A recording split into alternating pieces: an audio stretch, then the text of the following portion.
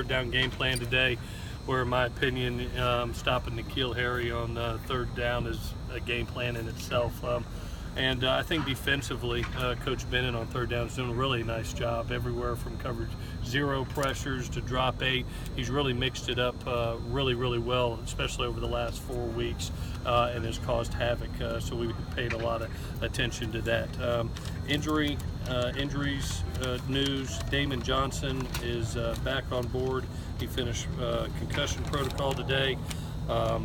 We had Christian Rector leave the practice field with a hand injury. I'll have more information on that tomorrow. And Josh Follow we held today for a foot injury, and we'll see where that's at hopefully in a day or so.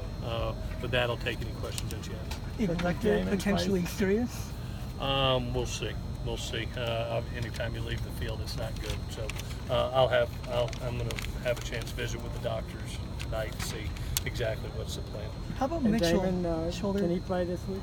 Yes, he's fully cleared. Fully cleared. The shoulder injury for Mitchell, is that something that's going to keep him out? Steven, I'm hoping to get back tomorrow. He felt a lot better today. We'll see where it's at tomorrow. I am planning on him making the trip, and it reminds me of Deontay a couple of weeks ago, how we had to rest him to get him ready for the game. Right now, we're in preparation to have Michael Pittman ready, and if Steven can give us 15, 20, 30 plays, that would be great. How's Chuma looking? Chuma's good. He was just sick today. We've got this stomach bug going through the team right now, and so he was seeing the doctor.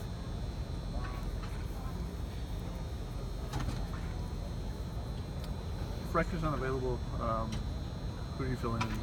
Yeah, I think it'll be a mixture depending on personnel groups. You know, we can move Jordan Iosefa out there to be able to have it. Plus, we have Connor Murphy and Wale for bigger packages if they get into 11 or 12 personnel. So we've got a host of guys that we can get out there that have playing experience. You know, we'll see how Christian's doing. Obviously, he's been a force for us in the last 4 to 5 games. So cross our fingers and we'll see what happens.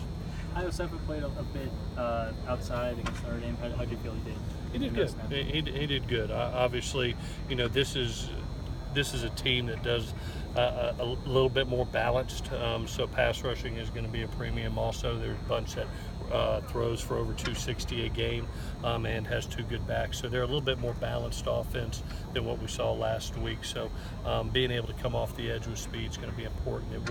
We actually watched as a team today last year's tape of getting to the quarterback and applying pressure, and how important that was, both of 4, 5, and 6-man rush.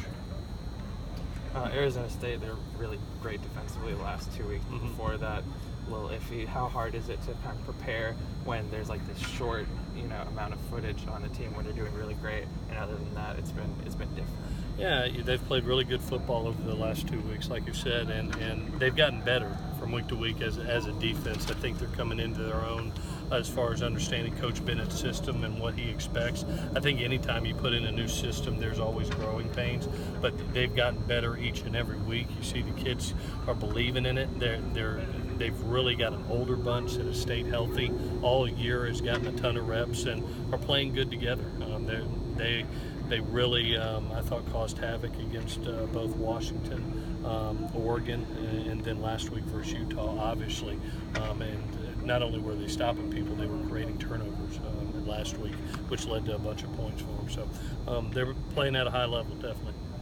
The run defense at times has been very good for you guys. Mm-hmm. Other times not as much. Mm-hmm. What about Clancy's scheme have the players maybe struggled to carry out at times? I don't know if it's struggled. I mean, the defense has played really good football.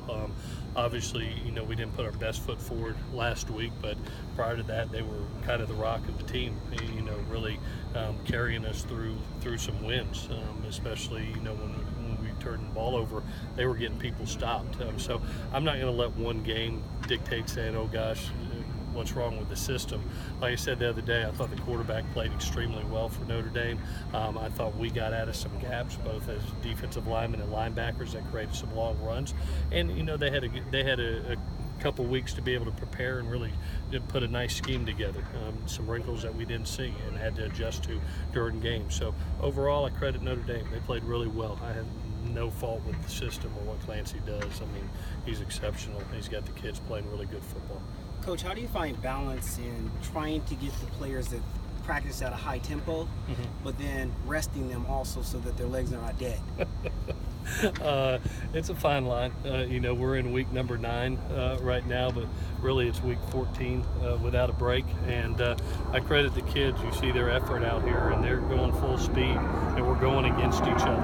And we try to give as much live looks as we can. I showed one clip of how important it is yesterday in practice of getting that live pass rush. Here's Wale on one side, Connor on the other, with our starting right tackle and left tackle having to go against them. That's great pass rush. And then, Sam throws a dime to Tyler Vaughn's.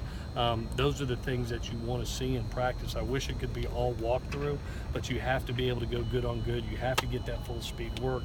And then as myself, I try to back it off a little bit. We're in the last 4 games, so we've taken the full pads away like we've done over the past couple of years.